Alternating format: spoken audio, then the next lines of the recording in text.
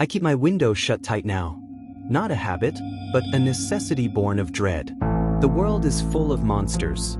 Some human, like killers or predators, the kind we can cage. But there are others, older, quieter, slipping through the shadows we pretend don't exist. They lurk just beyond sight, in the flicker of a dream you can't recall. Ghosts, wraiths, creatures of the night. We call them myths, but I'm not so sure they ever were.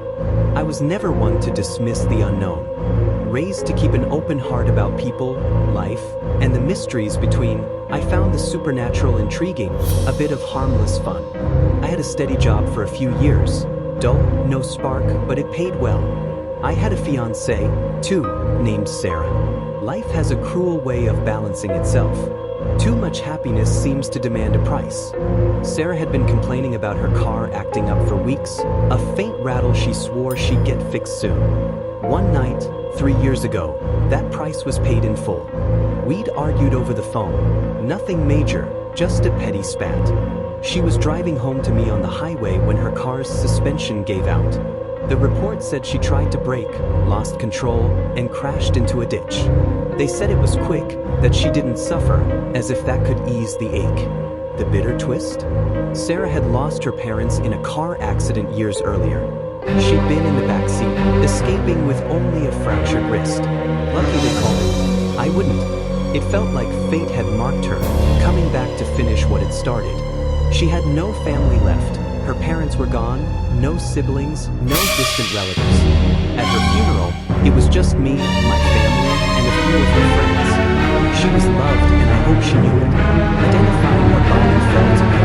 Walking into that cold, sterile room was a wound that'll never heal. I'd known loss before. My mother passed when I was a kid, taken by illness, but nothing compared to this.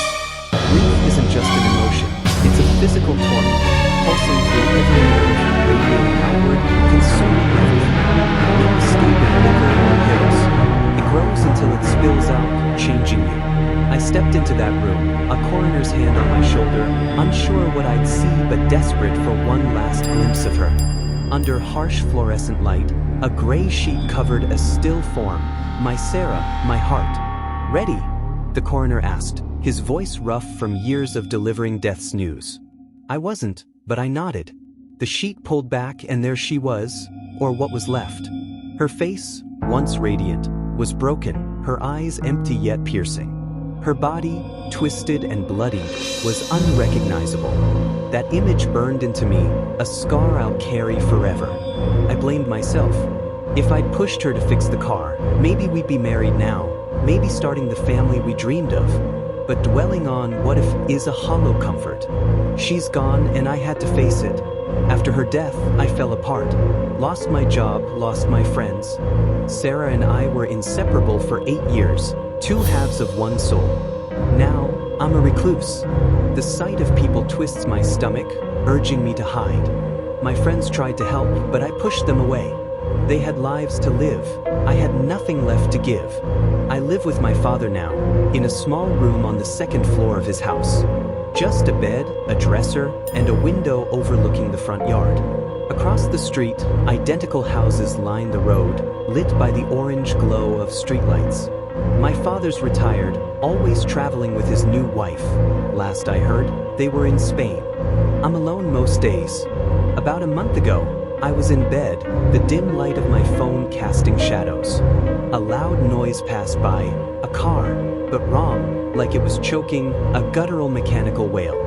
I glanced out the window, nothing but an empty street. I brushed it off, but it came again, night after night, irregular but persistent.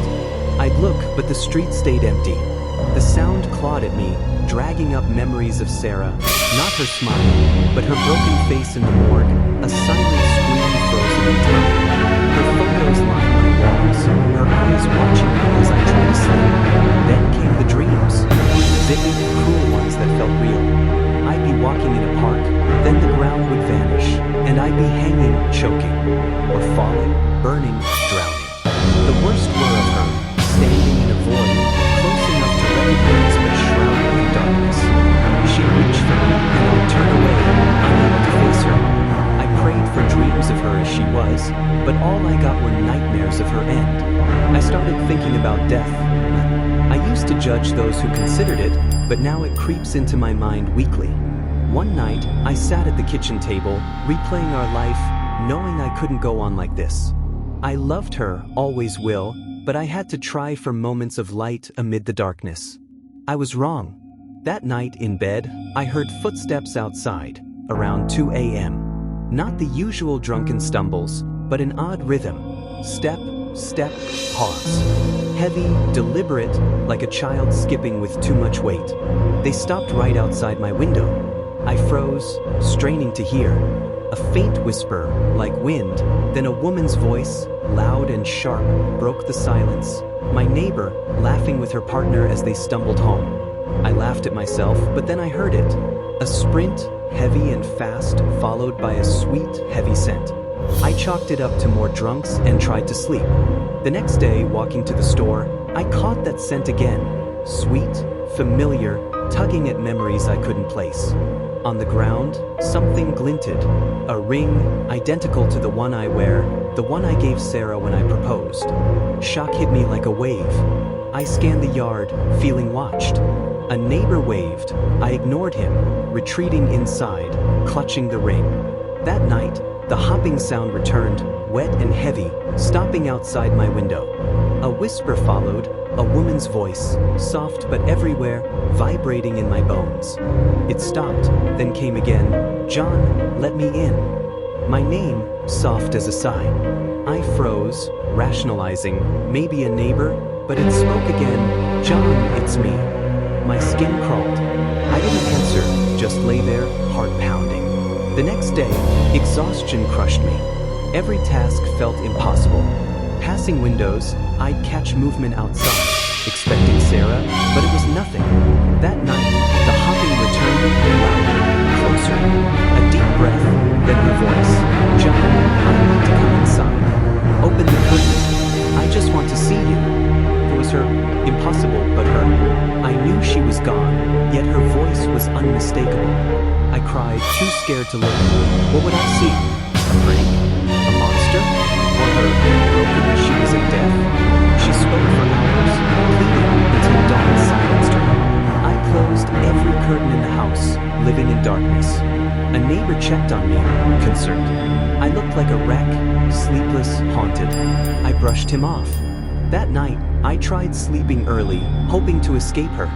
But her perfume filled the room, and her voice came again louder. "John, I need to come in. You found my ring. Let me in. I love you." The walls closed in, her words suffocating. "Go away," I screamed. "You're not Sarah." Her voice shifted, almost gleeful. "Open the curtain, John. You'll see." She whispered all night, softer now, like she knew I was breaking. She said, "You're halfway gone, John. Just a little push." Her laugh, her real, beautiful laugh, echoed in my skull. I sleep with the window closed now, curtains drawn, but she's there, tapping, whispering. I don't eat, don't sleep. She says peace is just beyond the curtain. Her ring stays in my hand, her voice in my ears, sometimes strange, like it's not meant for a human mouth. I don't recall standing, but I'm at the curtain now.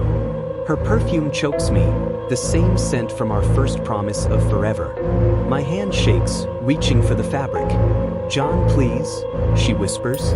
"You weren't meant to see me broken." My name spills from her, over and over. I pull the curtain back. She's there, under the flickering streetlight, standing in shadow. Her eyes gleam, unblinking.